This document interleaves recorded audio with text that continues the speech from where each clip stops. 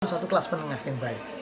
Nah, kelas menengah ini bisa dibangun salah satunya dengan hidden economy tadi. Nah, hidden economy itu apa? Hidden economy itu kan artinya ekonomi tersembunyi yang tidak pernah belajar dari sekolah, gitu. Ternyata ini ada di Indonesia. Yaitu apa? Yaitu yang itu ekonomi-ekonomi yang bergulir ya, tanpa dia bayar pajak, tanpa dia di record oleh Statistical Bureau. Karena di Statistical Bureau itu nggak ada itu. Jadi tidak bisa terrekord pasti kan? Ya karena mereka memang itu jualan bakso, jualan kaki lima. Lalu kalau malam mereka buka di pinggir jalan itu, ya kan? Terus ada yang beli. Kalau siang nggak ada. How can then the government detect them gitu loh? Kan susah. Jadi mereka itu mobile sekali gitu. Nah itu ada di Indonesia gitu. Contohnya di Simpang 5 pinggir-pinggir itu ada jualan bakso, jualan roti, jualan apa ya. They don't pay tax, you know. But they are okay because itu kan medium low income enterprises gitu. Tapi mereka itu justru bergulir. Dia bikin rakyat Indonesia itu survive. Karena kalau kita hitung di teori ekonomi dan lain sebagainya, di situ dia nggak akan terrecord gitu. Makanya sekarang kalau misalkan kita ngitung ya, seperti tadi kita ngitung misalkan angka pengangguran ya 12% misalkan, ya, kita akan berharap menjadi 8%. Mereka nggak sadar bahwa di antara 12% itu ada penjual roti, kalau pagi jual bubur, ya terus mereka itu jual minyak itu, dia kan jadi trader. Tapi tradernya itu kan nggak terrecord, dia beli minyak terus dia jual ke ibu-ibu rumah tangga itu di kampung-kampung, dan setelah dia jual minyak dia juga bersihkan kompor dan dia dapat uang itu dari situ, dia survive itu.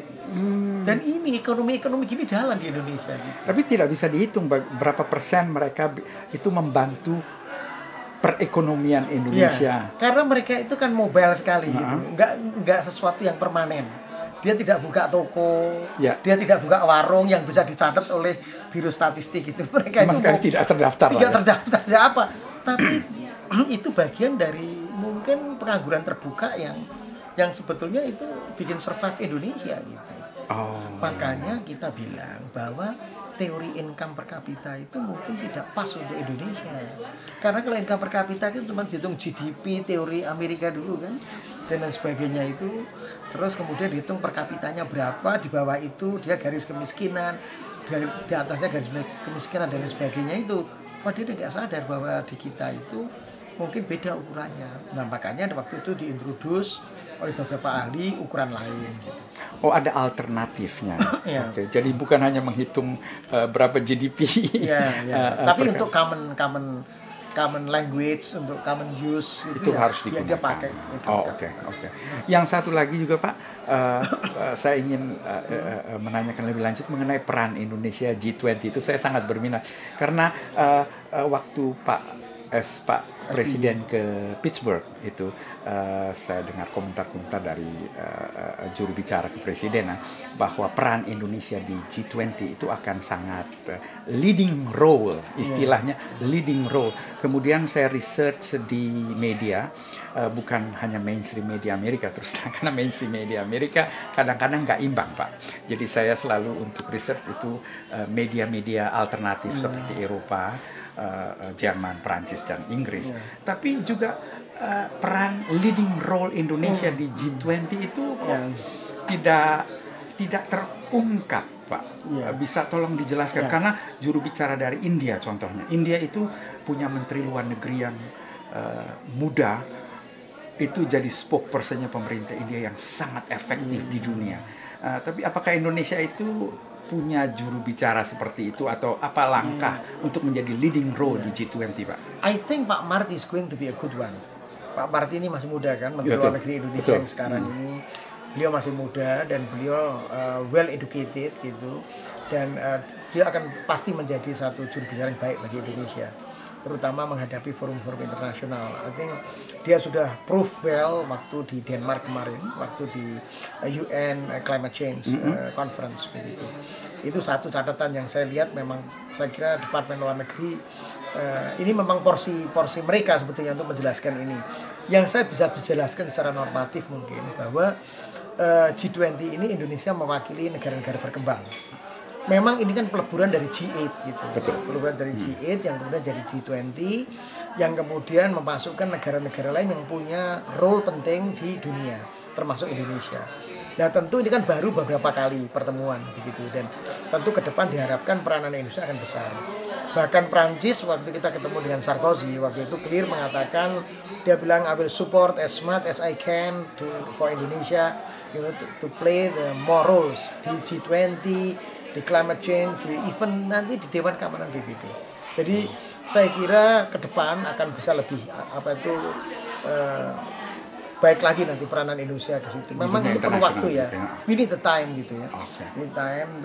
Kemarin sudah banyak hal yang didengar, bahkan good thing about the US and Indonesia relation itu karena Obama. Faktor Obama is very important. Dan Obama, as you know, he knows Indonesia gitu. Dan dia akan rencana ke Indonesia, dan saya kira itu memberikan image yang bagus bagi hubungan Indonesia Amerika. Waktu kita ketemu di Singapura, saya mendampingi presiden juga. Waktu itu ada Menteri Luar Negeri Pak Marty juga. Waktu itu Obama is very pleased dengan Indonesia, dan itu memberikan impact kepada stafnya. Saya kira kita ketemu yang paling lama. Kita ketemu 1 jam lebih. Ya, Obama didampingi Hillary, kemudian ada dari National Security Council juga. Dari Indonesia ada saya, Pak Marty, ada Menteri Ekonomi waktu itu.